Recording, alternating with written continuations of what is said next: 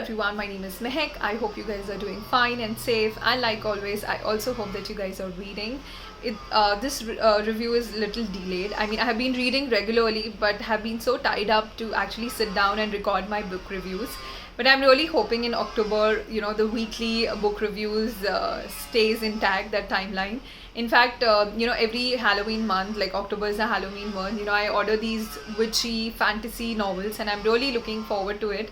I've ordered some new novels, and yeah, you can just look forward to some exciting fantasy and witchy reads, book reviews in coming weeks. The book that I finished reading, Do Epic Shit, Ankur Warikoo. I'm sure you must have seen this book on Instagram. You know this guy. You must have read this book as well. But yeah, I read the summary of the book and I've seen bits and parts of it online, and I thought, why not give it a try? So Ankur Warikoo is an internet entrepreneur, for those of you who don't know. He's also an angel investor in a lot of companies. He guides budding entrepreneurs. He takes these various online educational courses. And he's someone who is basically known for his brutal, honest, and witty and short, thoughtful insights on topics like success, money, relationships, finance, etc. And I'm sure you must have, that's how I know him, because I came across a lot of his motivational videos on Instagram. So I'm assuming that I definitely think you must have seen his videos on Instagram, especially during the pandemic. Like, they were just everywhere. This book, I think Ankur, in the introduction, he says, that just like any self-help book, this is not going to teach you, and that is what exactly I felt, that it's not going to tell you something new, it's not going to reveal something new, it's just going to refresh your how life should be and how you should look at life. So refresh some of those ideas, you just relearn about it. It's not like you don't know. And especially someone who have read a lot of self-help books, these all are the things I know, but it always helps to go back and reread these things. But I have to say, some of the topics did give me fresh perspective that I had not read about before. And mind you, I have read a lot of self-help books. So, which obviously I'm going to share the interesting parts. I have folded those pages, and like always, I'm going to talk them with you. The book is basically distributed into 6 parts. There is so the parts are success, habits, awareness, entrepreneurship, money, and relationship. Now, the first chapter, which is success and failure, basically he talks about that the definition of success also defines the relationship that you have with yourself. If you're talking about success, there are certain things that are very important, like having like smart working, persistence, hard work, having multiple mentors, and things like that he has spoken about in this chapter. Then this was my favorite chapter, the second one, one of the favorites actually, habits, wherein he says that instead of going for targets, you should go for imbibing simple habits, which ultimately leads to greater results or greater targets. Simple habits like sleeping on time, documenting your daily life, or documenting inspiration, ideas, anything, just maintaining a journal, like a to-do list. I spoke about sleeping on time, and then he speaks about having a hobby, spending time with yourself. So all these simple habits which go a long way in building a positive outlook towards life, or being happy with your own self. The third chapter is awareness, where he talks about that any decision that you take should come from a place of awareness and not ignorance. The chapter on entrepreneurship is something where he talks about who a real entrepreneur is, basically debunking a lot of myth, because he has been an entrepreneur. He started various business and they shut down, so he's kind of laying down ground rules, I would say, not rules, but like a cheat book, wherein he says who an entrepreneur is, what they should be doing, what they should not be doing. So I think that's very helpful if you're an entrepreneur. Then there's this chapter on money, basically, where he's talking about personal finance and the importance on investment. So he says that everyone taught us to save money, but no one taught us how to invest money, which is so important. And the last chapter is again on relationships, where he talks about, various things like kindness, gratitude, difference between respect, empathy, and sympathy, and how these three are important. So this is what majorly the major premises is. These are the 6 chapters that the book is distributed in.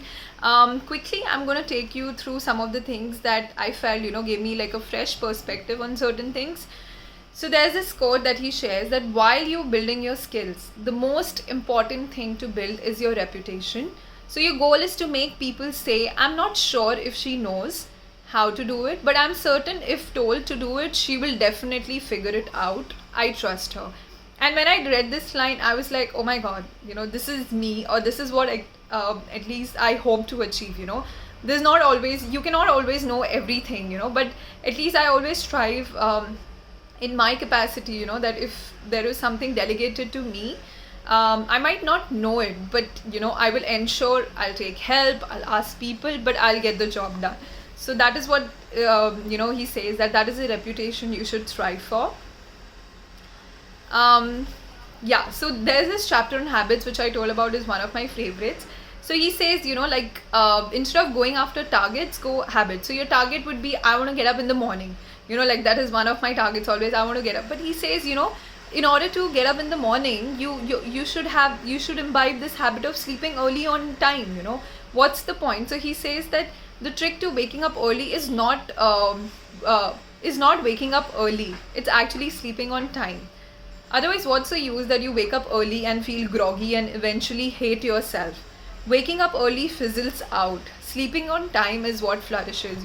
So instead of having that, I want to get up early, from tomorrow, I might get up, I'll force myself, but what's the point if I'm groggy and sleepy? Instead I should go for imbibing a good habit which involves that I should be able to sleep on time. So when I get up at 5 or 6 in the morning, I'm all fresh and ready to take the day. So that is what he's saying. So he continuing to that, he says, we not only want to run a marathon, we also want to get fit. We not only want to look sculpted, we want to see how disciplined we are.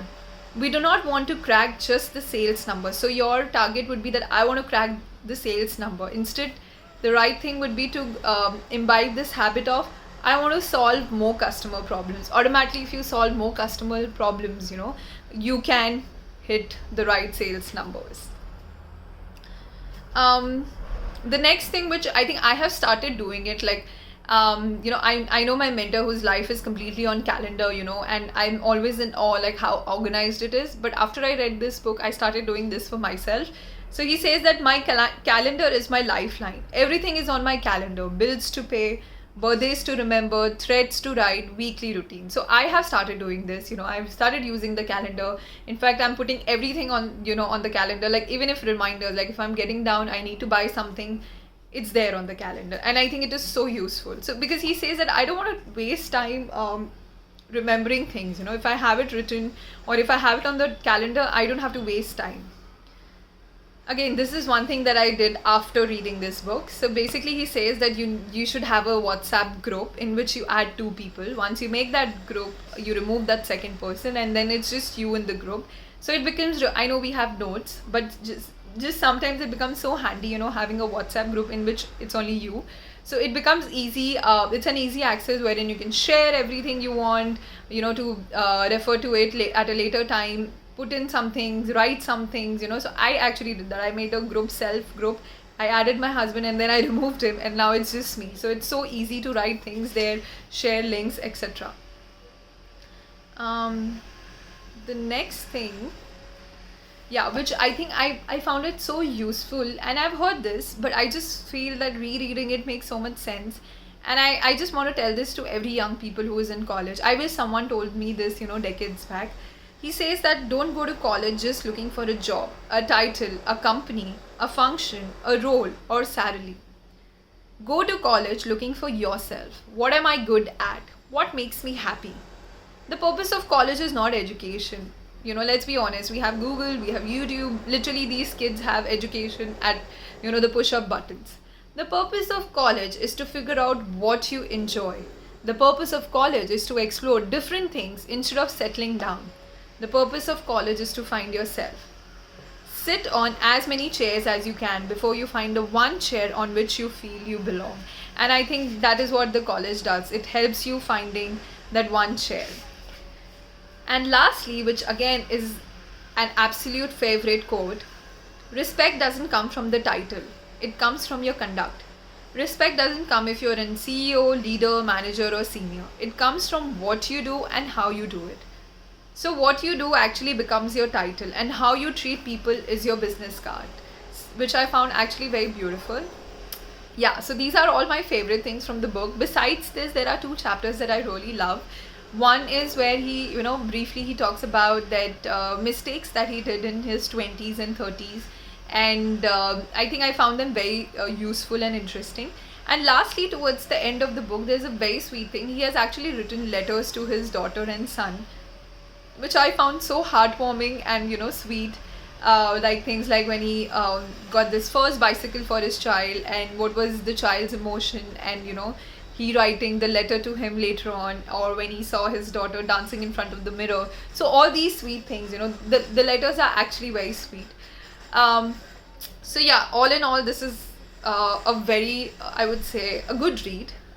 If you know someone who could use an instant motivational or a pick me up, then I think you should gift them this book. It's a short, inspirational, motivational read. So yeah, that's all on this book. I'm going to see you next week with fantasy. October is going to be about witchy reads, fantasy novels. So self-help and non-fiction is going to take a break for a while. So yeah, I'm going to see you soon with another book. Till then, take care. Bye-bye.